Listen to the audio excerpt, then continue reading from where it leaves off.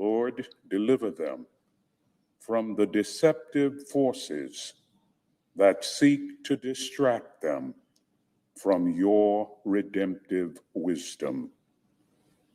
Do not leave or forsake us, for you are the hope for our tomorrows. We pray in your merciful name. Amen. Amen. Please join me in reciting the Pledge of Allegiance to the flag.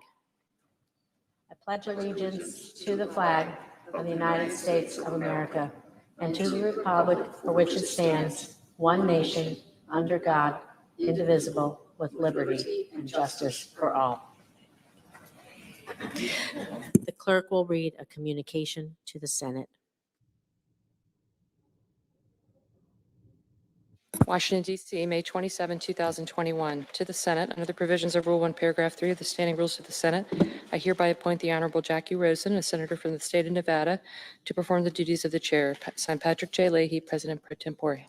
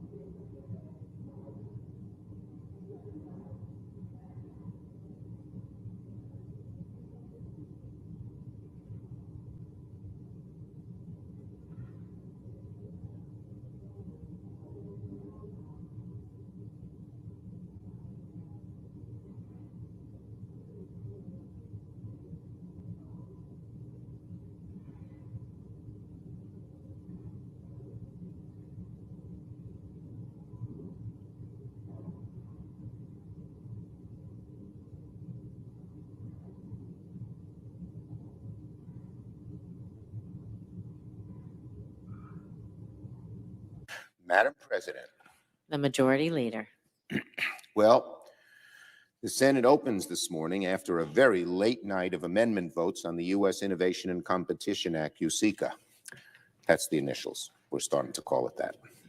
5 in total, 4 of which of these amendments were sponsored by Republicans. So far on this bill, the Senate has held votes on no fewer than 18 amendments, 4 from Democrats and 14 from Republicans, and there are more to come. As I mentioned yesterday, in a landmark moment for bipartisanship in the Senate, we even adopted an amendment from Senator Rand Paul by voice vote. Yes, that's right. I said the 2 words together, Rand Paul, voice vote. 4 words, but I said the 2 concepts together, Rand Paul, voice vote, 4 words. Now, the media will tell you that if you're talking process, you're losing. But the process was really important here. For years, senators have been clamoring for a more open process and more amendment votes. I can't tell you how many speeches I've heard on the floor about the virtues of regular order. Well, this competition bill ought to be the answer to my colleagues' prayers. The bill has moved through regular order, flying through various Senate committees with staggering bipartisan votes. The entire Senate opted to take up the bill by a vote of 86 to 11. And here on the floor, we've held the kind of vigorous, bipartisan, open amendment process that senators have been calling for. Some of these votes were tough for our side. In the old days, we would have said no. We said yes, we'll vote for them, but let's keep moving forward. And we are. Listen to this. It's only May, roughly 5 months since Democrats took the majority in this chamber, and already more amendments have received roll call votes than during any of the past 4 years. Let me repeat that so people hear it from one end of the Capitol to the other, particularly on this side of the aisle. In 5 months, more amendments have received roll call votes in this Democratic-led Senate than during any of the years in which Donald Trump was president and Senator McConnell was majority leader. We have considered the competition bill in an exceedingly bipartisan way. There'll be a few final steps to take, a few final amendments to consider, but I hope my Republican colleagues have seen our commitment to developing, drafting, and perfecting this legislation in total concert with the other side of the aisle. With cooperation from our Republican colleagues, we can finish the bill today, and I hope we do. That's our intention. Because despite the lack of attention it has garnered from the press, the U.S. Innovation and Competition Act will be one of the most significant pieces of bipartisan legislation we pass in a very long time. It could be a moment in history that future generations look back on as a turning point for American leadership in the 21st century. Everyone knows the federal government's commitment to science and technology has been slipping for decades. We've been complacent at the top of the global heap, and our position as the world's economic leader is teetering. We now spend less than 1% of our GDP on basic scientific research. The Chinese Communist Party, as a percentage, spends more than twice that. We've put ourselves in a very precarious position of potentially falling behind the rest of the world in technologies and industries that will define the next century. If that happens, the days of America leading the world in scientific innovation, the days of America being the leading economic and military power in the world may be over. This is a moment when the United States Senate can arrest the decline and lay the foundation instead for another American century. That's why this is a moment in history that future generations could well look back on as a turning point for American leadership in the 21st century. By investing in science and technology, shoring up critical industries like semiconductors, boosting our universities, laboratories, and businesses, we can keep America on top and outcompete the world in industries of the future. That is just what this legislation would do. Our 2 parties have worked very hard on it. I think we've made a number of notable improvements to the bill. It's time to move forward together and pass this bill. Now, on another matter that should also be just as bipartisan in the Senate, the commission to investigate the January 6th attack on the Capitol. We all know that January 6th was one of the lowest moments in our democracy, one of the lowest moments in the grand history of our 200 and some odd year experiment, noble experiment in democracy. An outgoing president of the United States, fresh off an electoral defeat, a significant electoral defeat, did something that no other president in recent history has done.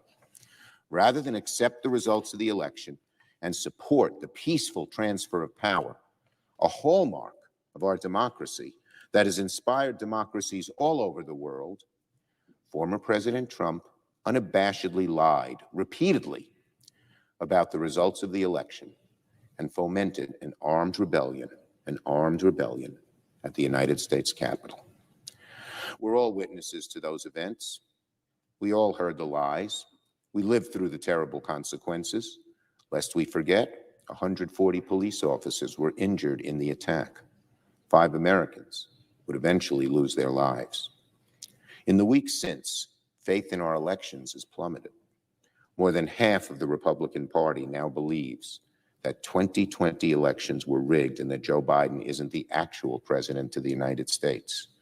Republican state legislatures across the country, captured by Donald Trump's big lie, are tripping over themselves to restrict access to the ballot box.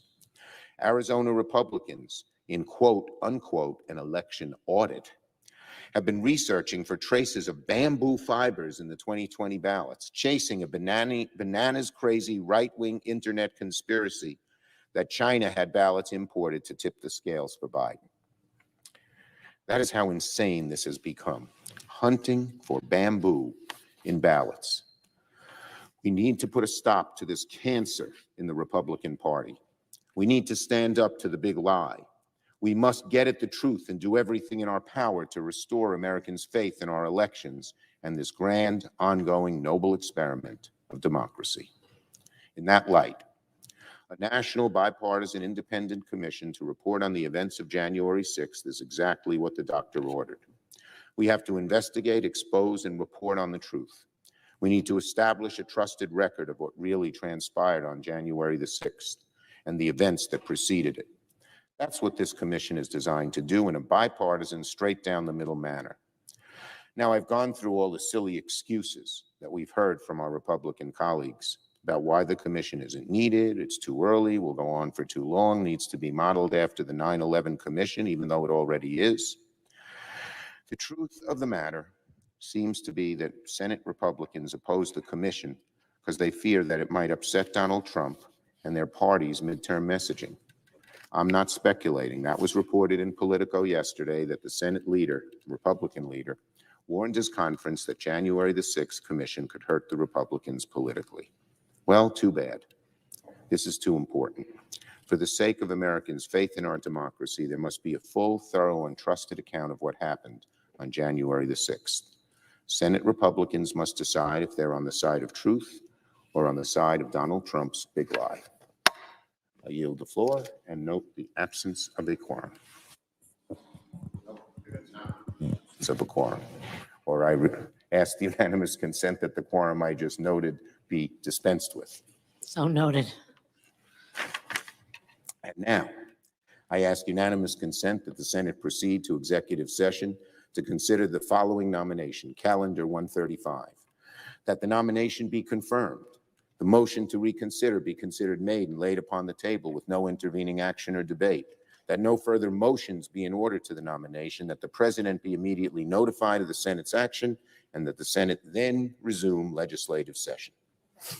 Without objection. Now, Madam President, I now note the absence of a quorum. The clerk will call the roll. Ms. Baldwin.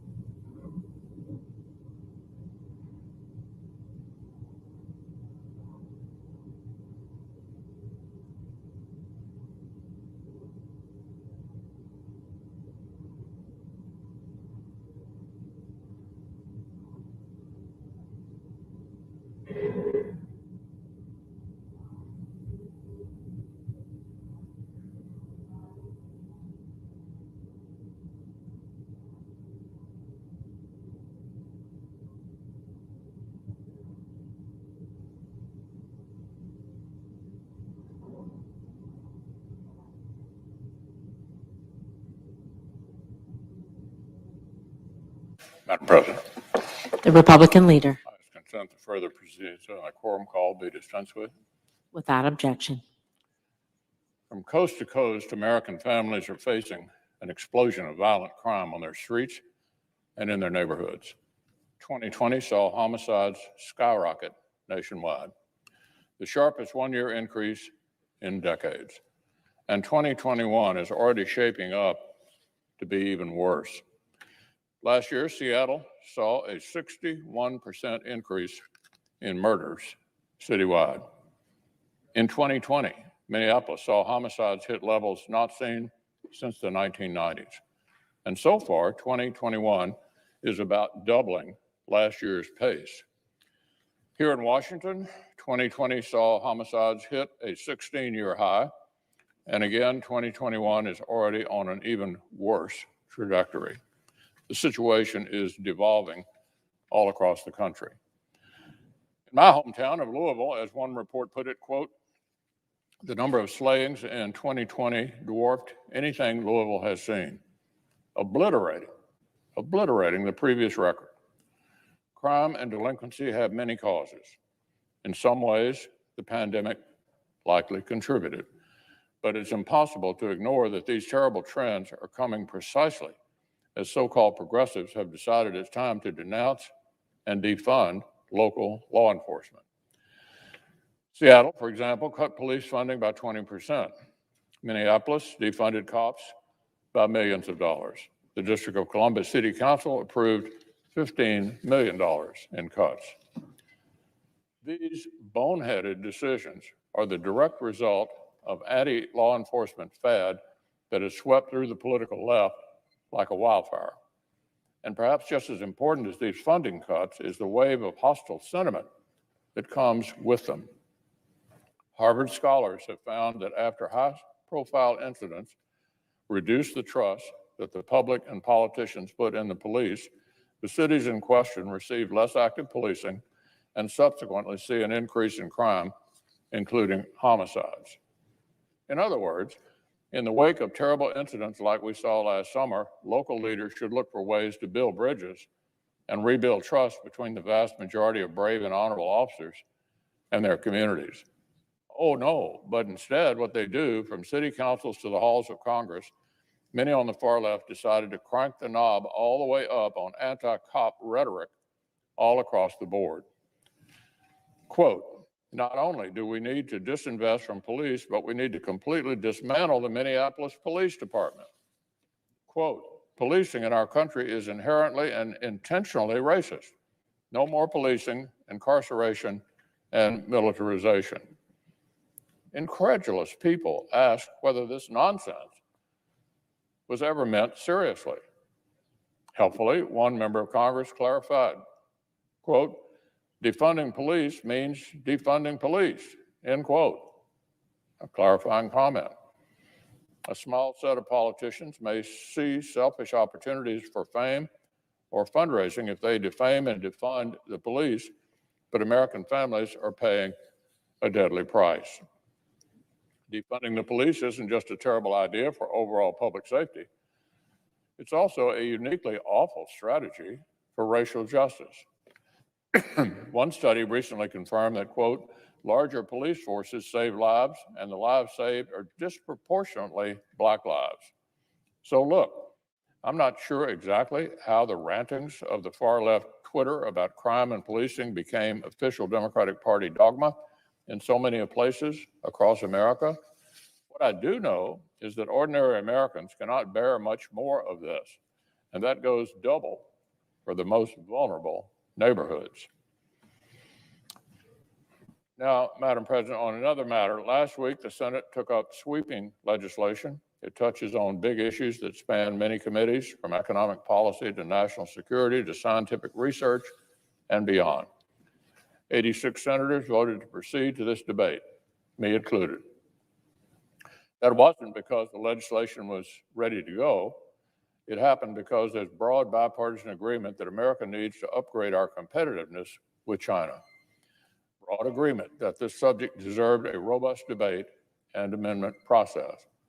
Since then, we voted on some amendments, but as of this moment, the Senate's bipartisan work is simply not completed. The Democratic leader indicated that if the chairman and ranking members work together, if committees put their heads together, their work would get consideration out here on the floor. Well, Chairman Wyden and Ranking Member Crapo of the Finance Committee have a bipartisan provision that's ready to go. They've already done the hard work. They've reached a solution, but thus far the Democratic leader has refused to include it in his substitute and has not allowed the Senate to vote on it separately. These are long-term issues we're considering. We need to get this right. And during the time this legislation had been on the floor, we've had entire days come and go without any votes at all on the bill. In several instances, the Democratic leader chose to pivot away from this legislation and devote floor time to nominations. So there's no excuse for shutting off debate prematurely before the Senate's been able to have its say. So we'll have to see how today unfolds.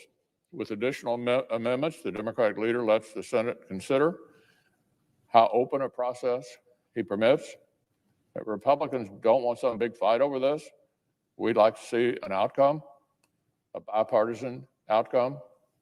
Even now, discussions are continuing behind the scenes.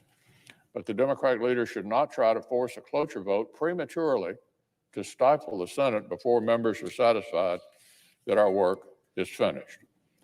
There's nothing unusual about a minority party denying cloture to secure more amendment votes. I've been here a while. This happened all the time.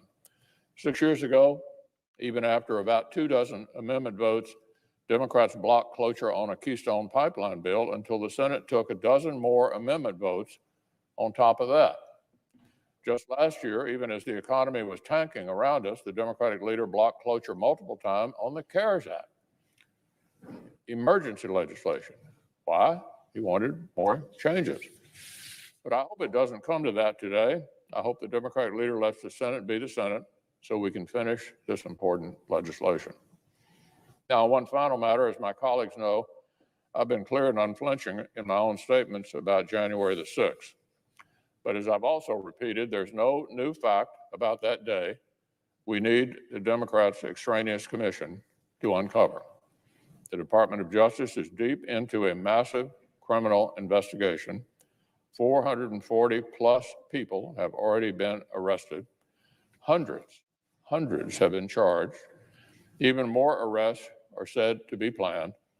And the Attorney General indicates this investigation will remain a top focus. Multiple Senate committees are conducting their own bipartisan inquiries. And obviously the role of the former president has already been litigated exhaustively in the high-profile impeachment trial we had right here in the Senate several months ago. I do not believe the additional extraneous commission that Democratic leaders want would uncover crucial new facts or promote healing. Frankly, I do not believe it is even designed to do that. That's why the Speaker's first draft began with a laughably rigged and partisan starting point, and why the current language would still lock in significant unfairness under the hood. So I'll continue to support the real, serious work of our criminal justice system in our own Senate committees. And I'll continue to urge my colleagues to oppose this extraneous layer when the time comes for the Senate to vote. Under the previous order, the leadership time is reserved. Morning business is closed. Under the previous order, the Senate will resume consideration of S. 1260, which the clerk will report. Calendar number 58, S. 1260, a bill to establish a new directorate for technology and innovation in the National Science Foundation, and so forth, and for other purposes. I suggest absent quorum. The clerk will call the roll. Ms. Baldwin.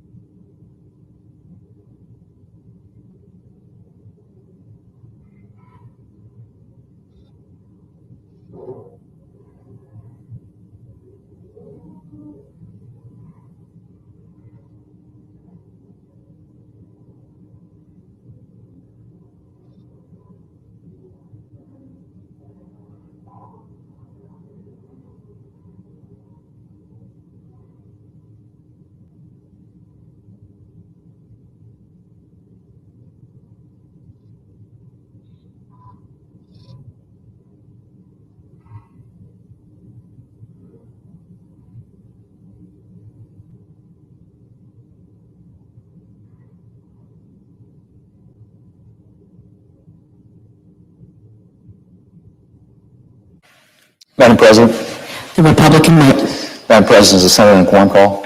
Yes, I ask unanimous consent that the quorum call be lifted. without objection. Madam President, from the beginning, the story of the U.S. auto industry has been one of ingenuity, of taking risks, and of pushing forward. At the dawn of the 20th century, most Americans could hardly comprehend the idea of the automobile. Yet 20 years later, they had become nearly ubiquitous in American life, thanks to the insistence of entrepreneurs like Henry Ford on making the automobile affordable for the majority of Americans.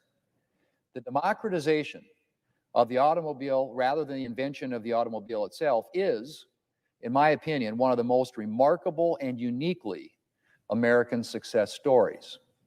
Automobiles allowed Americans to capitalize on the economic dynamism of the Roaring '20s and helped Americans move and adapt during the Great Depression. They contributed greatly to the American industrial base and the know-how needed to fight and win the Second World War, and helped propel the United States to its current status as a preeminent global economic and military power. Visionary investments like the interstate highway system made cars a staple in American economic and cultural life. And cars certainly made it a lot easier to get to and from rural America. In a place like rural South Dakota with limited public transportation, the automobile, often a pickup or an SUV, is typically the only way to get around. Madam President, today the automobile industry stands on the brink of a new technological revolution which promises to dramatically transform mobility once again. Over the past 3 decades, the internet has transformed our economy and our way of life. And the next generation of the internet, 5G, which is currently being deployed across the nation, will enable a host of new innovations, including a revolution in vehicle technology, automated vehicles, or what we call AVs. AVs will change the way that we move in numerous ways, making the transportation system safer, more efficient, and more accessible. Individuals whose mobility is currently limited, for example, Americans with disabilities, could gain new independence with the deployment of automated vehicles, allowing them to work or visit friends and family safely and easily. I'm proud that my proposed AV amendment to the Endless Frontier Act was recently endorsed by the National Federation of the Blind, and I ask for unanimous consent that the letter of endorsement be inserted in the record. Without objection. Or imagine a farmer in rural South Dakota who can no longer drive to get to town for appointments, prescriptions, or groceries. Enter the automated vehicle. This technology has the potential to keep people in their homes and communities longer. Moreover, AVs have the potential to greatly increase roadway safety. Currently, there are an average of more than 35,000 traffic fatalities on our nation's roadways each year, including pedestrian, motorcycle, and bicycle fatalities. Automated vehicles could dramatically, Madam President, reduce that number. Distracted driving, driving while impaired.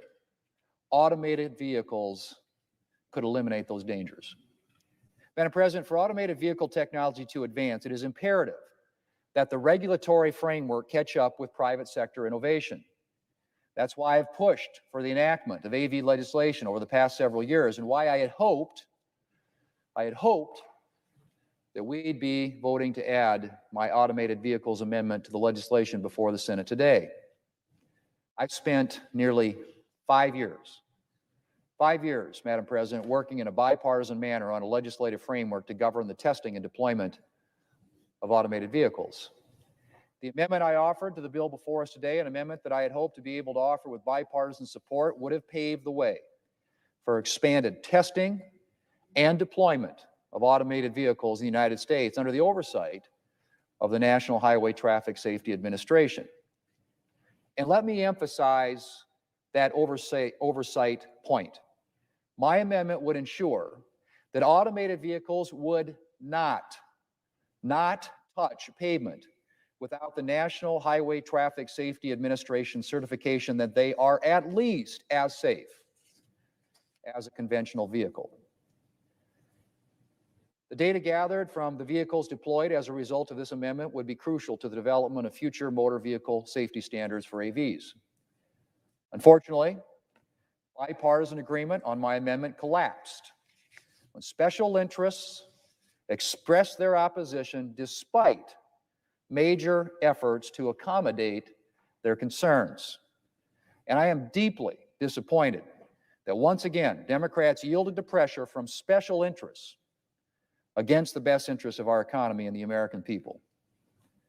Advancing AV technology is not just a vehicle safety issue. It's also an issue of U.S. leadership and global competitiveness. Investing in the production of AV technology here in the United States would not only strengthen the resilience of the auto industry, but also the nation's industrial base and our national security. The auto industry touches nearly every American state. For example, Horton in Britain, South Dakota, manufactures engine cooling systems, providing steady, good-paying jobs for that community and strengthening the local economy. The same story repeats itself countless times in communities all across the nation. Providing millions of jobs and investing billions annually, the American auto industry is a critical component of the nation's economy. Right now, U.S. companies lead the world in AV technology, but other nations, like China, are seizing upon regulatory inaction and striving to take the lead. If we don't move forward with automated vehicle technology, we will soon see some other nation leading the AV revolution. Madam President, the legislative package before us today is designed to bolster the global competitiveness of the United States. It is pretty difficult to understand why this reasonable, and I might add, no cost AV amendment, which would lead to untold benefits for our nation's transportation system, does not fit in.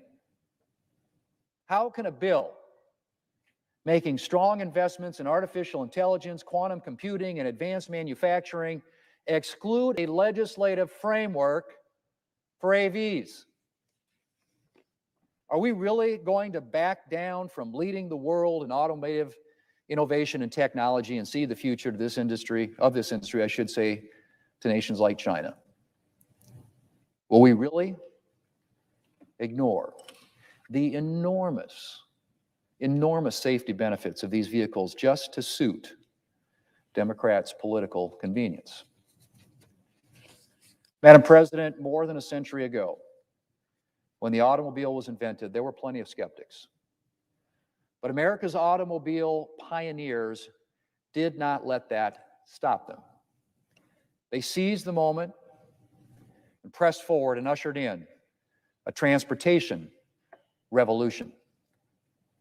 We can do that again today. Or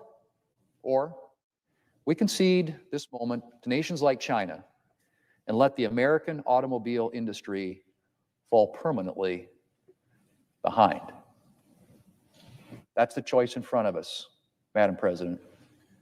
I hope we'll choose to seize this moment and pass the legislation we need to usher in another American transportation revolution. Madam President, I yield the floor. I suggest the absence of a quorum. The clerk will call the roll. Ms. Baldwin.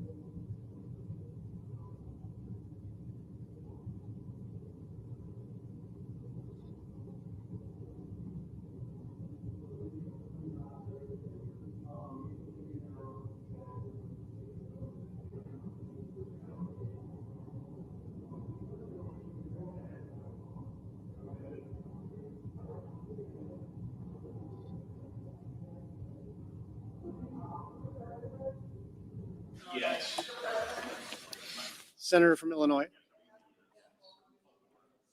Without objection. By unanimous consent, the clerk will report the motion to invoke cloture. Cloture motion, we, the undersigned senators, in accordance with the provisions of Rule 22 of the Standing Rules of the Senate, do hereby move to bring to a close the debate on Schumer's substitute amendment numbered 1502 to calendar number 58, S1260, a bill to establish a new directorate for technology and innovation in the National Science Foundation, to establish a regional technology hub program, to require a strategy and report on economic security, science, research, innovation, manufacturing, and job creation, to establish a critical supply chain resiliency program, and for other purposes, signed by 17 senators. By unanimous consent, the mandatory quorum call has been waived. The question is it the sense of the Senate that debate on amendment number 1502 offered by the senator from New York, Mr. Schumer, to S1260, a bill to establish a new directorate for technology and innovation in the National Science Foundation, to establish a regional technology hub program, to require a strategy and report on economic security, science, research, innovation, manufacturing, and job creation, to establish a critical supply chain resiliency program, and for other purposes, shall be brought to a close. The yeas and nays are mandatory under the rule. The clerk will call the roll.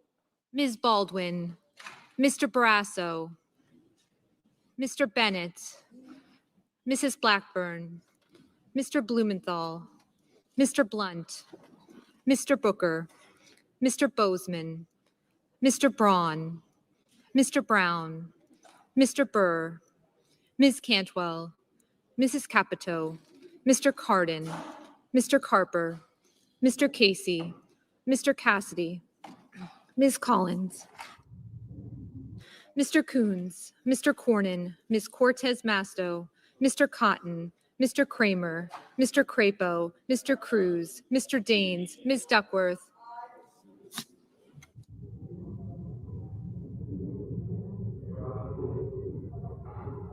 Mr. Durbin, Ms. Ernst, Mrs. Feinstein, Mrs. Fisher, Mrs. Gillibrand, Mr. Graham, Mr. Grassley, Mr. Haggerty,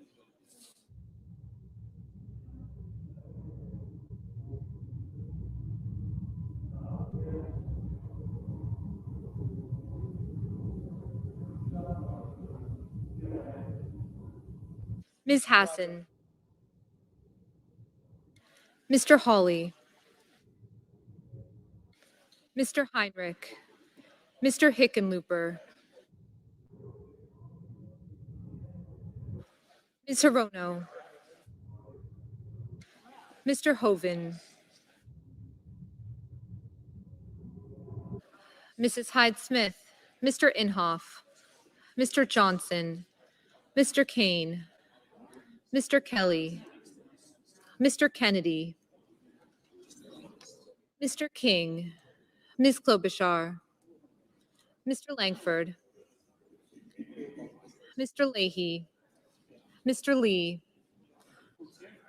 Mr. Lujan, Ms. Lummis, Mr. Manchin, Mr. Markey, Mr. Marshall, Mr. McConnell, Mr. Menendez, Mr. Merkley, Mr. Moran, Ms. Murkowski, Mr. Murphy, Mrs. Murray, Mr. Ossoff, Mr. Padilla, Mr. Paul, Mr. Peters, Mr. Portman, Mr. Reed, Mr. Risch, Mr. Romney,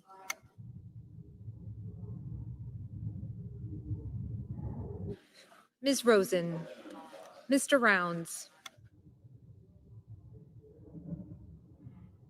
Mr. Rubio, Mr. Sanders, Mr. Sass, Mr. Schatz, Mr. Schumer, Mr. Scott of Florida, Mr. Scott of South Carolina, Mrs. Shaheen, Mr. Shelby, Ms. Sinema, Ms. Smith, Ms. Stabenow, Mr. Sullivan, Mr. Tester, Mr. Thune, Mr. Tillis, Mr. Toomey, Mr. Tuberville, Mr. Van Hollen, Mr. Warner, Mr. Warnock, Ms. Warren,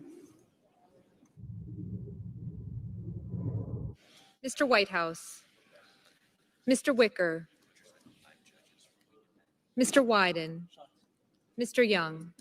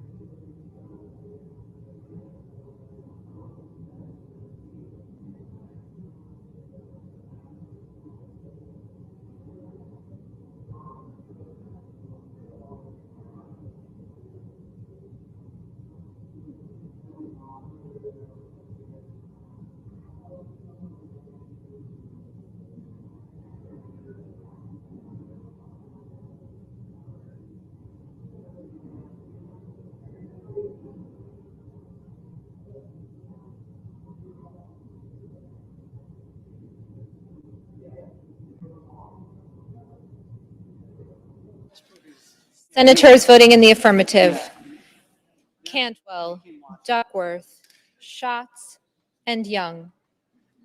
Mr. Barrasso voted in the negative.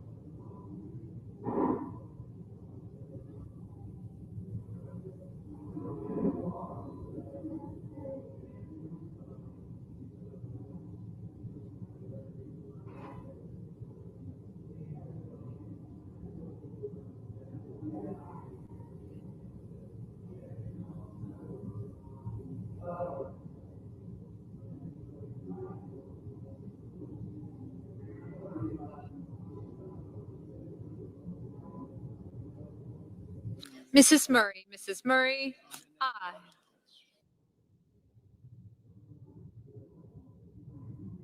Mrs. Fisher, no.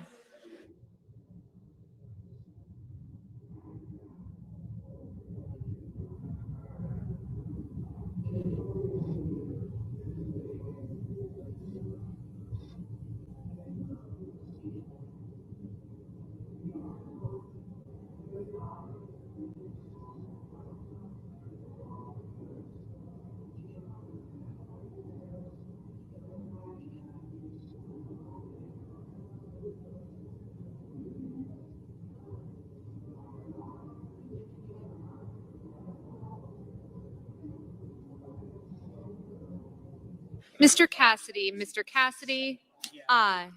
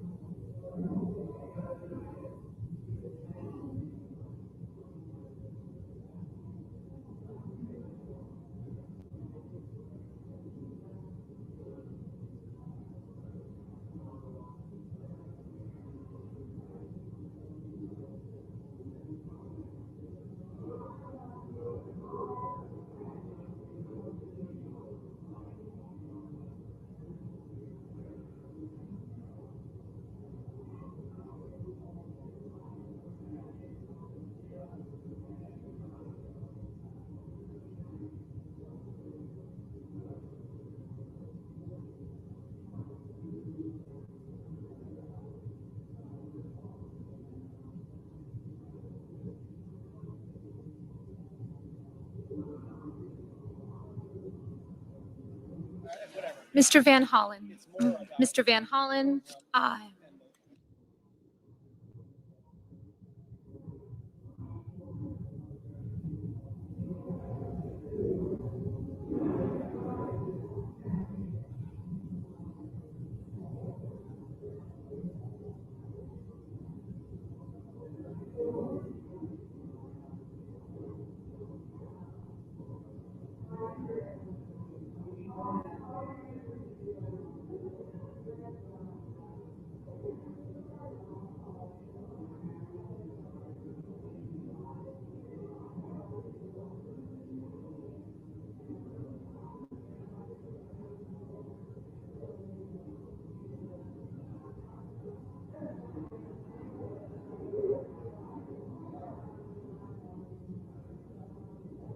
Mr.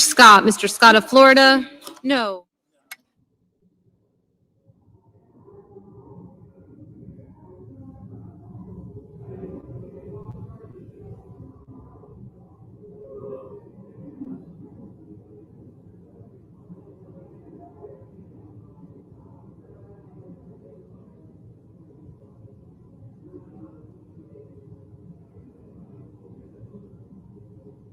Mr. Romney, aye.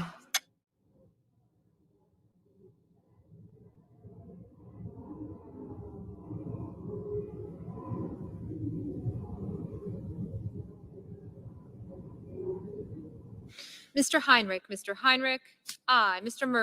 Merkley, aye. Hey, Martin.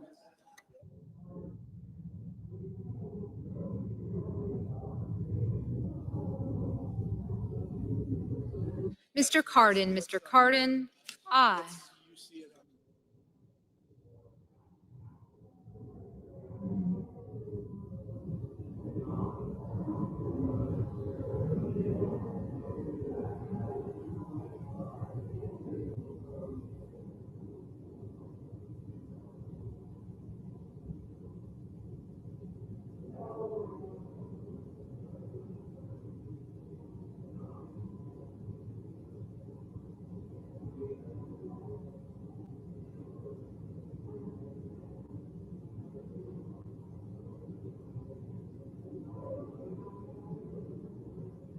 Mr. Bennett, aye.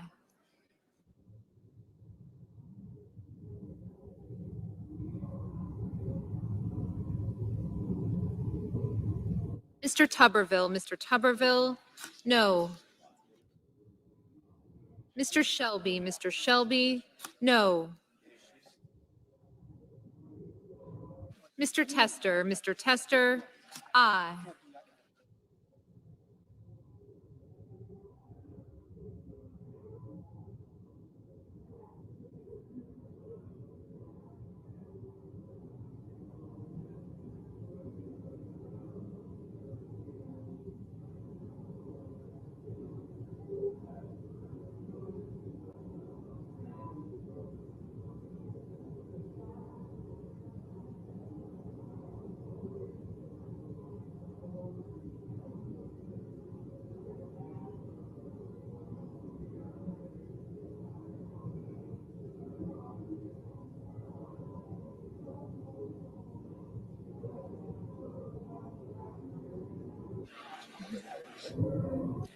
Mr. Peters, aye.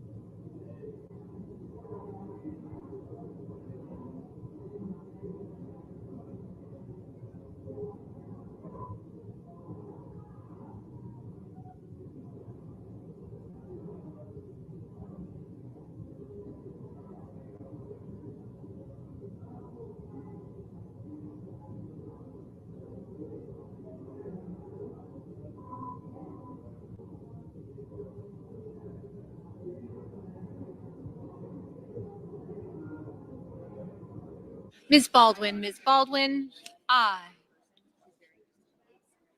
Mrs. Shaheen, aye.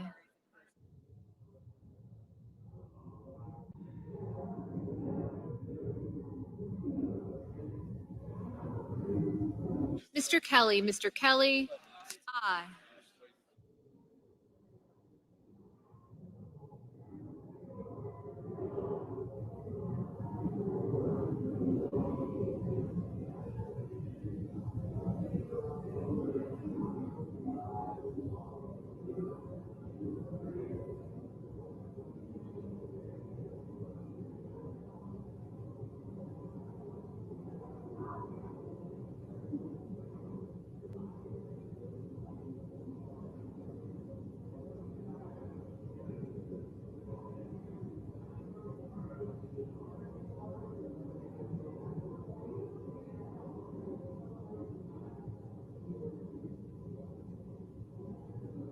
Mr. Johnson, no.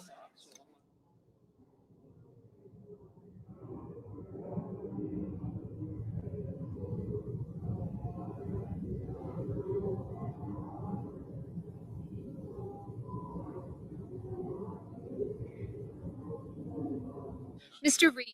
Reed, aye.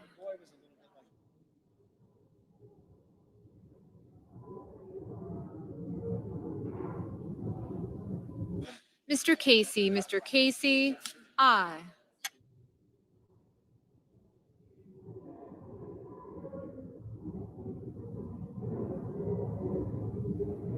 Mr. Warner, aye.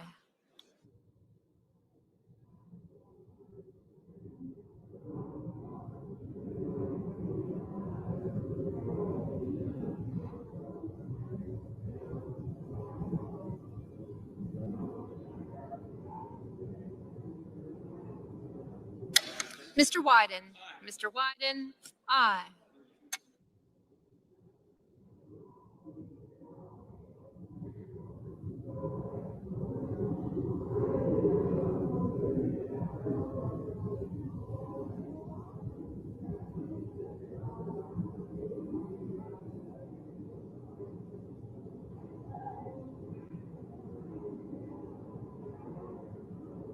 Ms. Stabenow, aye.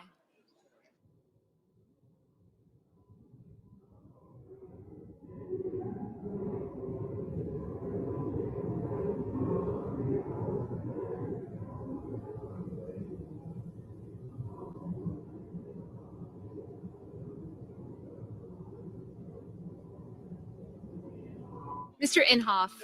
Inhofe, no.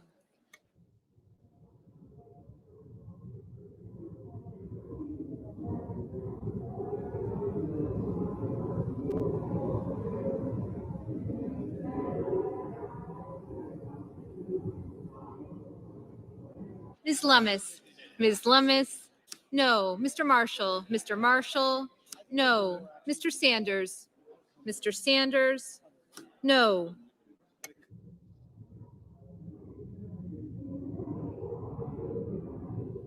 Mr. Burr, no.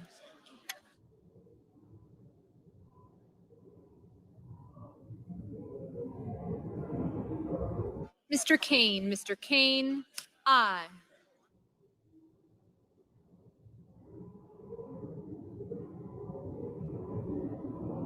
Mr. Sullivan, no.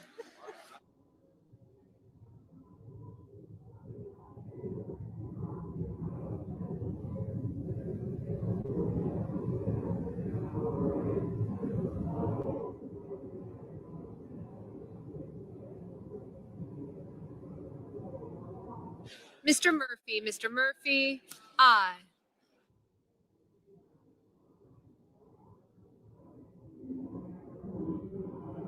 Mr. Hoven, no. Mr. Cotton, no.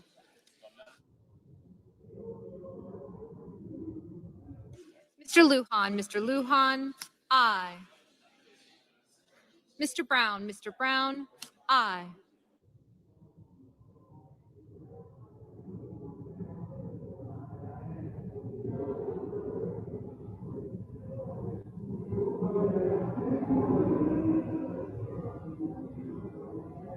Mr. Manchin, aye.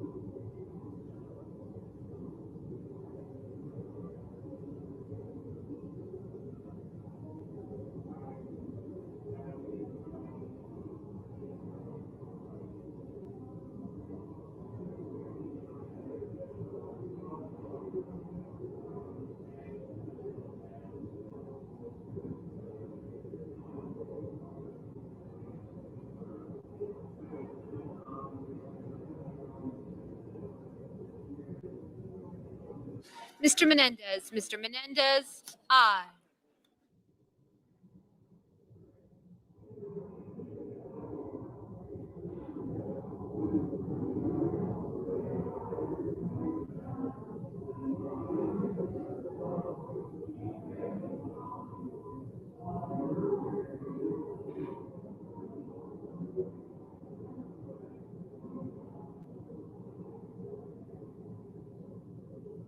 Mr.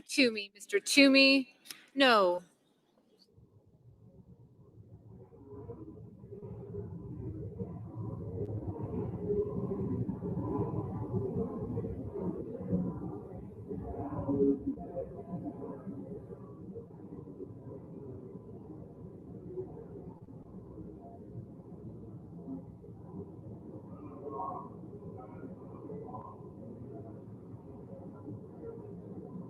Ms. Klobuchar, aye. Mr. Durbin, aye.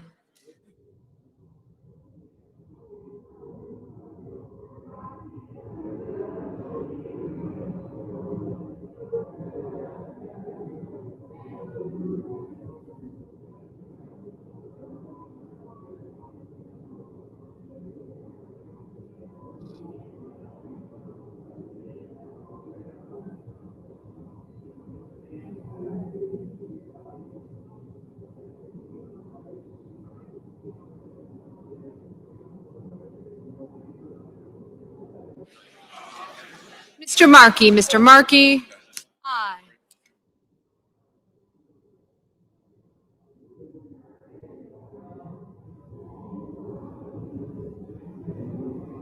Ms. Smith, aye. Mr. Leahy, aye. Mr. Cruz, no.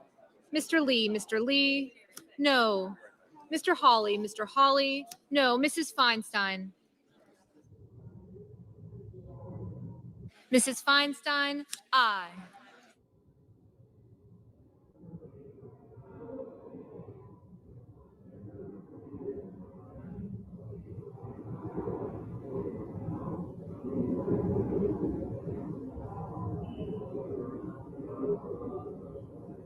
Ms.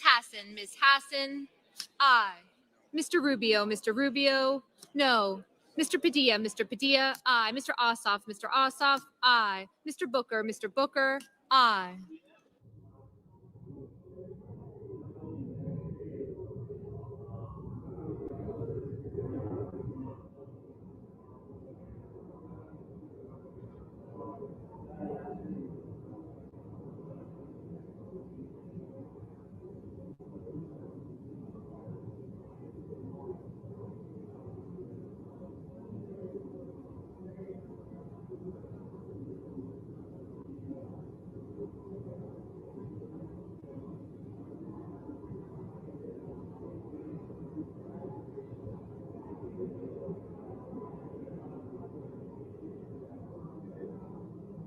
Mr.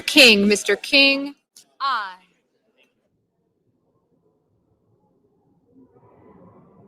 Mr. Rounds, no. Mr. Coons, aye.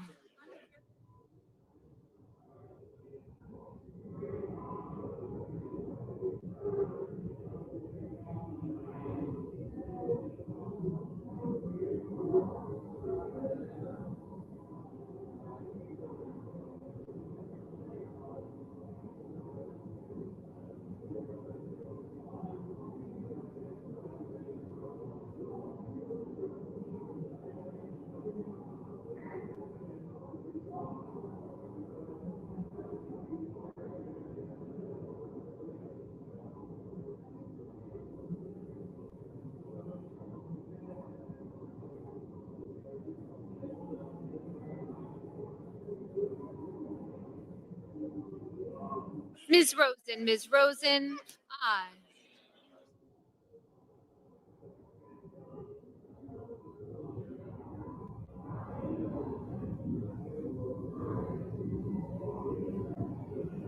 Mr. Whitehouse, aye.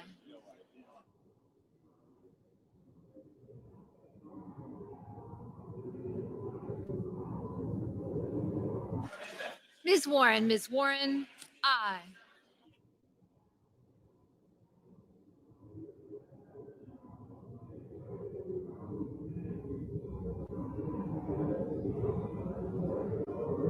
Mr. Sass, no. Mr. Kramer, no.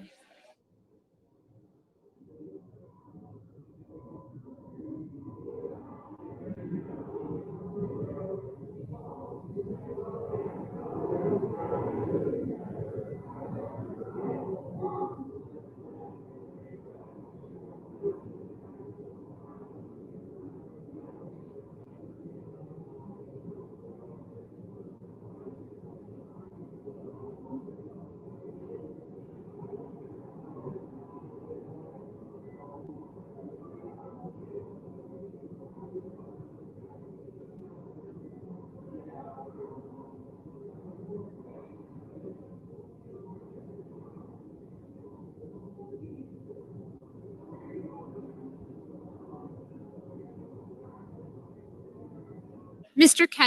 Kennedy, no.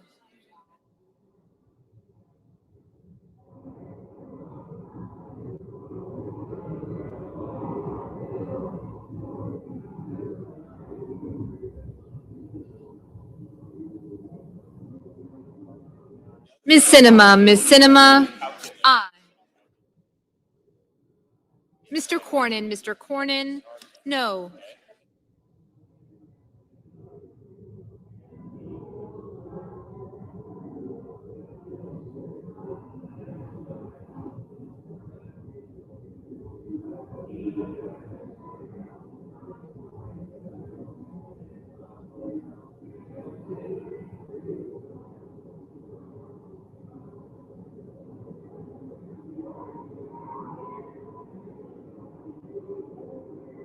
Ms. Cortez Masto, aye.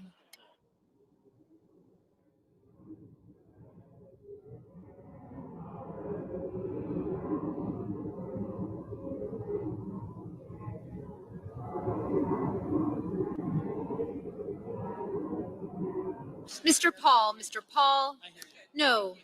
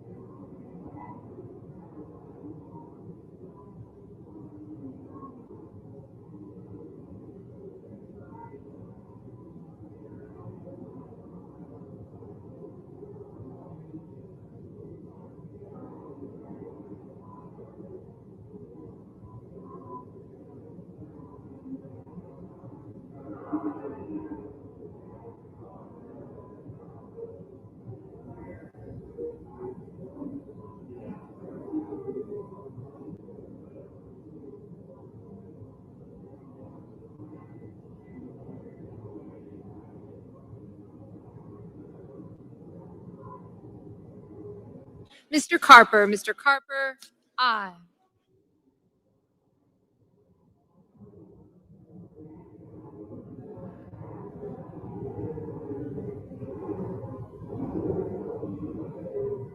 Ms. Murkowski, aye.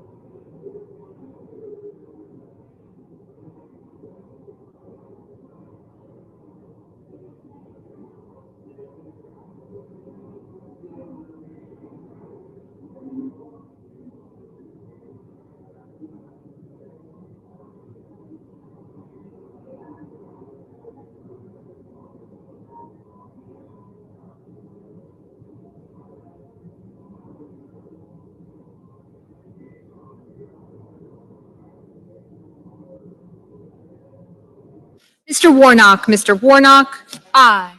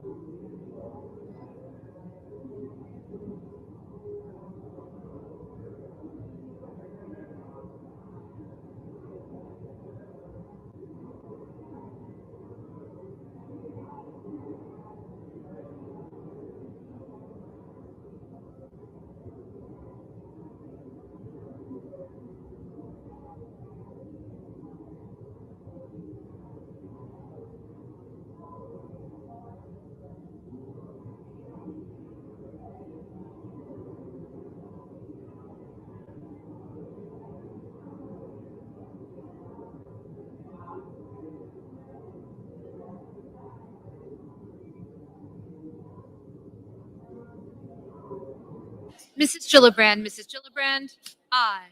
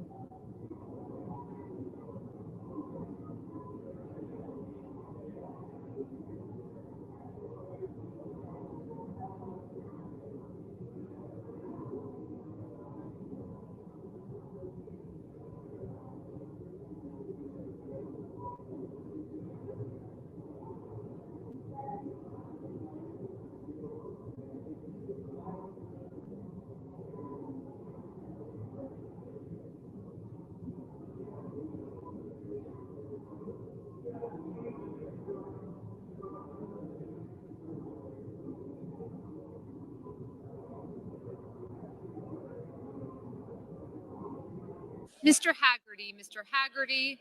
No.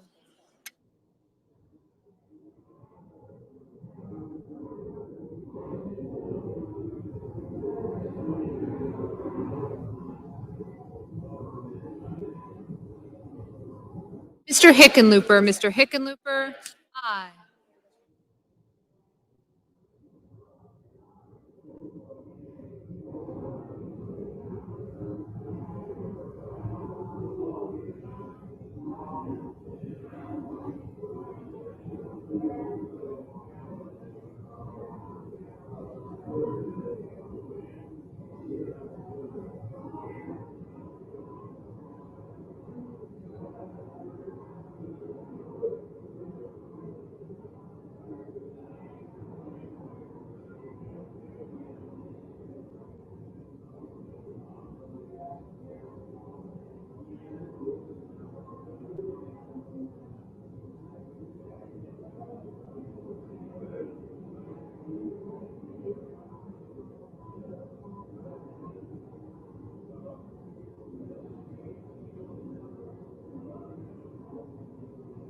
Mr. Blumenthal. Mr. Blumenthal, aye.